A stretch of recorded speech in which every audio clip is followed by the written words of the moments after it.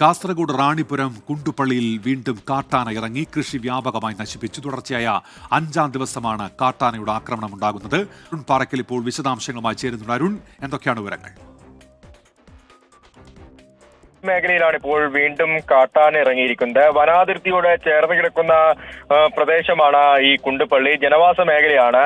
ഇവിടങ്ങളിൽ നിരന്തരമായി ഇങ്ങനെ കാട്ടാനകൾ ഇറങ്ങുന്നു എന്നാണ് ഇപ്പോൾ നാട്ടുകാരുടെ പരാതി. വ്യാപകമായ കൃഷി നാശം ഈ പ്രദേശത്ത് ഉണ്ടായിട്ടുണ്ട്.